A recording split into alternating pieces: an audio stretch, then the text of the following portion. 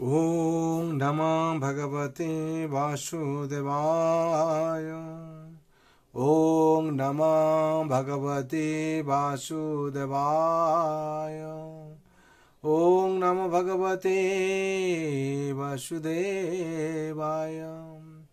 नारायणं नमस्कृतं नरं चैव नरोत्तमं देवीं सरस्वतीं व्यासं ततो जयमुदीरये। मूकं करोति वाचालं पङ्गुलङ्घयते गिरिं यत्कृपातमं वन्दे परमानन्दमाधवम्। नष्टप्रायेषु अभद्रेषु नित्यं भगवत सेवया भगवती उत्तमश्लोके भक्ति भवति नैष्टिके। कृष्णाय वासुदेवाय देवकी नन्दनाय च नन्दगोपकुमाराय गोविंदाय नमो नमः। आज के श्लोक संख्या श्रीमद् भागवत स्कंद 7 अध्याय 5 श्लोक संख्या 36। विष्णवा साधुषो किं करिष्यत समञ्जसं सौहृद्यं दुस्त्यजं पित्रो রাহাদয় পঞ্চায়নহম। শব্দরূপে বলা হচ্ছে বিষ্ণু মানে বিষ্ণুকে বা অথবা সাধু ভালো, অসৌ এই কিম কি, নো বস্তুত পক্ষে, করিষ্যতি করবে, অসঞ্জস বিশ্বাসযোগ্য নয়, সুহৃদম স্নেহর সম্পর্ক, দুস্তজম ত্যাগ করা কঠিন, পিতৃ পিতা মাতার অহাত পরিত্যাগ করেছিল, যে পঞ্চ আয়ন কেবল 5 বছর বয়স্ক। অনুবাদ: 5 বছর বয়স্ক বালক হওয়ার সত্ত্বেও সে তার পিতা মাতার সঙ্গে স্নেহ সম্পর্ক পরিত্যাগ করেছে, সুতরাং সে নিশ্চয়ই অবিশ্বাসী। সে যে বিষ্ণুর প্রতিও সাধু ব্যবহার করবে তাতেই বা বিশ্বাস কি। 5 বছর বয়স্ক বালক হওয়ার সত্ত্বেও সে তার পিতা মাতার সঙ্গে স্নেহ সম্পর্ক পরিত্যাগ করেছে, সুতরাং সে নিশ্চয়ই অবিশ্বাসী।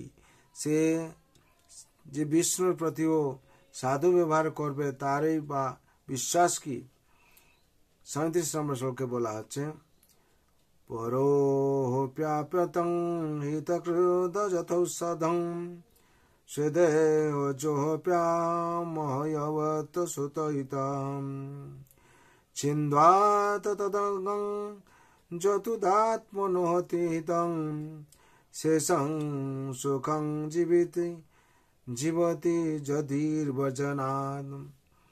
শব্দরূপে বলা হচ্ছে পর এক পরিবারভুক্ত নয়, অপি যদিও অপত্যম সন্তান হিতকৃত হিতকারী যথা যেমন ঔষধম ঔষধ, সো দেহজ স্বীয় দেহজাত, অপি যদিও আময়বৎ রোগের মতো, সুত পুত্র অহিত যে হিতকারী নয়, ছিন্দাত ছিন্ন করা উচিত, তৎ তা অঙ্গম দেহের অংশ, যত যা উত বস্তুতপক্ষে আত্মন দেহের জন্য, অহিতম অহিতকর, শেষম অবশিষ্ট, সুখম সুখ,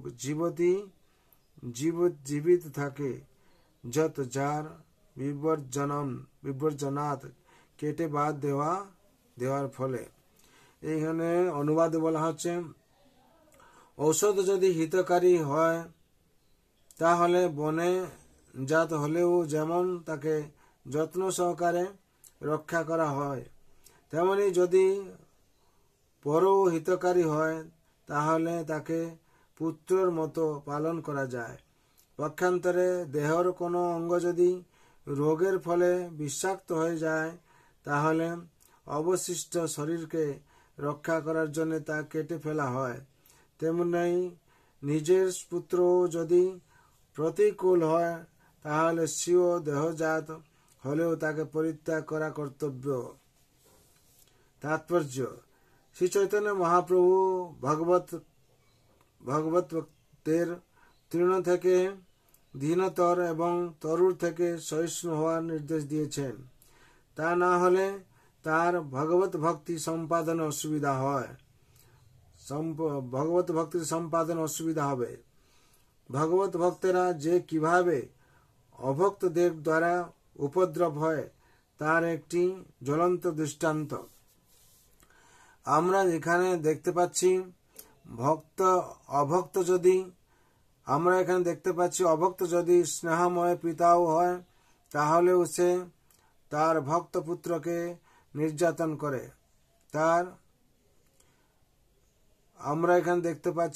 অভক্ত যদি স্নেহময় পিতাও হয়, তাহলেও সে তার ভক্ত পুত্রকে নির্যাতন করে। জড় জগৎ এমনই যে অভক্ত পিতা ভক্ত পুত্রের শত্রুতে পরিণত হয়। দেহের কোনো অঙ্গ বিষাক্ত হয়ে গেলে তা সমস্ত শরীরের পক্ষে ক্ষতিকর হয়ে ওঠে। তাই সেই অংশটি দেহ থেকে কেটে বাদ দিতে হয়। হিরণ্যকশিপু তার পুত্রকে হত্যা করতে বদ্ধপরিকর হয়ে এই দৃষ্টান্ত দিয়েছিল। সেই একই দৃষ্টান্ত অবশ্য অভক্তদের ক্ষেত্রেও প্রযোজ্য। চাণক্য পণ্ডিত উপদেশ দিয়েছেন, ত্যজ দুর্জন সংসর্গ ভজ সাধু সমাগমম। ভক্তেরা স্বভাবতই পারমার্থিক জীবনে উন্নতি সাধনে নিষ্ঠাপরায়ণ। তাই তাদের কর্তব্য অভক্তদের সঙ্গ পরিত্যাগ করে সর্বদা ভক্ত সঙ্গ করা। জড়জাগতিক জীবনের প্রতি অত্যন্ত আসক্ত হওয়ার অজ্ঞান কারণ জড় অস্তিত্ব অনিত্য এবং দুঃখময়। তাই যে ভক্তেরা আত্ম উপলব্ধির জন্য তপস্যা করতে বদ্ধপরিকর এবং যারা আধ্যাত্মিক চেতনায় উন্নতি সাধনে নিষ্ঠাপরায়ণ, তাদের অবশ্যই কর্তব্য হচ্ছে নাস্তিক অভক্তদের সঙ্গ ত্যাগ করা। প্রহ্লাদ মহারাজ তার পিতা হিরণ্যকশিপুর বিচারধারার প্রতি এক অসহযোগের মনোভাব বজায় রেখেছিলেন। তবুও তিনি সহিষ্ণু এবং বিনম্র ছিলেন।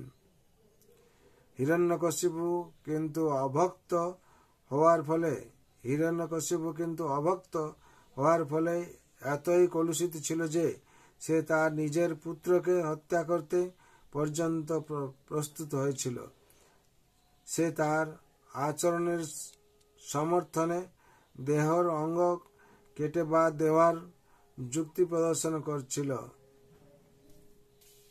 হরে কৃষ্ণ। এখানে আমরা তাৎপর্য থেকে শিক্ষা পাচ্ছি। প্রথম মহাপ্রভু কি বলছেন আমাদের জানতে হবে। শ্রী চৈতন্য মহাপ্রভু ভগবত ভক্তদের তৃণ থেকে দীনতর এবং তরুর থেকে সহিষ্ণু হওয়ার নির্দেশ দিয়েছেন। তা না হলে তার ভগবত ভক্তি সম্পাদনে অসুবিধা হবে। আপনারা সবাই বুঝুন, যদি আমরা বিনয়ী না হই, ধৈর্যশীল না হই এবং সহিষ্ণু না হই, তাহলে আমাদের ভগবতী ভক্তি সম্পাদন করা বহুত অসুবিধা হবে। আর এখানে হিরণ্যকশিপু প্রহ্লাদ মহারাজকে, হিরণ্যকশিপু ছিল অভক্ত পিতা তার ভক্ত পুত্রকে স্নেহ দিতে পারছিল না। তার ফলে এখানে উদাহরণ দিয়েছে হিরণ্যকশিপু যেরকম তার পুত্র প্রহ্লাদকে মারার জন্য প্রস্তুত হয়েছিল, সেরকম পরিবারে যদি আমরা অভক্ত হই কিংবা অভক্ত অবস্থায় থাকি, তাহলে কারো প্রতি আমাদের স্নেহ জন্মাবে না। তারপর আমাদের কিছু ভালো করার মনোবৃত্তি আসবে না। আর সবসময় কি হবে, অন্যের ক্ষতির বিচার আসবে। যেরকম হিরণ্যকশিপু তার নিজের পুত্রকে হত্যা করতে পর্যন্ত প্রস্তুত হয়েছিল। সে তার আচরণের সমর্থনে দেহের অঙ্গ কেটে বাদ দেওয়ার যুক্তি প্রদর্শন করেছিল হিরণ্যকশিপু। সেরকম তার মধ্যে শুদ্ধ বিচার আসবে না, প্রাথমিক অবস্থা, যেটা শুদ্ধ বিচার আসবে না। অভক্ত হওয়া মানে সে ভগবানকে বুঝতে পারবে না, আর যে সংসারে দাসত্ব গ্রহণ না করতে পারবে তার শুদ্ধ বিচার আসবে না। আচার বিচার যে ঠিক না থাকে তাহলে কি হবে, তার প্রগতি হবে না, কিংবা তার নিজের যে পুত্রকে যেরকম হিরণ্যকশিপু স্নেহ দিতে পারছিল না ভক্তকে, সেরকম আমাদের বিচার বুদ্ধি নিম্নগামী হয়ে যাবে কিংবা হীন হয়ে যাবে। তার ফলে সংসারে অশান্তির কারণ হয়ে যায়। যেরকম হিরণ্যকশিপুর রাজা ছিল, অসুর ছিল, মহাধনী ছিল, তার ফলেও তাকে মৃত্যুবরণ করতে হয়েছিল। কেন না, সে ভগবানকে ভালোবাসতে পারছিল না, ভগবানকে বিশ্বাস করছিল না। সেরকম সংসারে এসে যদি আমরা ভগবানকে বিশ্বাস না করি, অবশ্য রাখিবে কৃষ্ণ বিশ্বাসে পালন, তাহলে অবশেষে আমাদের বিনাশ হবে। যদি আমরা ভগবানকে বিশ্বাস করি তাহলে ভগবান সর্বাবস্থায় আমাদের রক্ষা করবেন। এই জন্ম মৃত্যু জরা ব্যাধি চক্র থেকে আমরা উত্তীর্ণ হয়ে ভগবান কাছে এসে ভগবত ধামে আমরা চলে যাব। তাহলে সবার জন্য আমি প্রার্থনা করছি ভগবান চরণে, আপনারা সবাই আনন্দে থাকুন সপরিবার নিয়ে। সর্বভন্তু সুখিনা সর্বে শান্ত নিরাময় সর্বে ভদ্রাণি পশ্যন্তু মা কশ্চিৎ দুঃখ ভাগ ভবেৎ। হরে কৃষ্ণ কৃষ্ণ কৃষ্ণ হরে হরে, হরে রাম রাম রাম হরে হরে। जय श्रील प्रभुपाद की जय, जय जगत गुरु श्रील प्रभुपाद की जय, श्री गुरु महाराज की जय, भागवत महापुराण की जय, श्रीमद् भगवद्गीता यथार्थ की जय, अनंत कोटि वैष्णव भक्तवृंद की जय, उपस्थित भक्तवृंद की जय। निताय गौर प्रेमानंदे। हरि हरि बोल, हरि हरि बोल, हरि हरि बोल।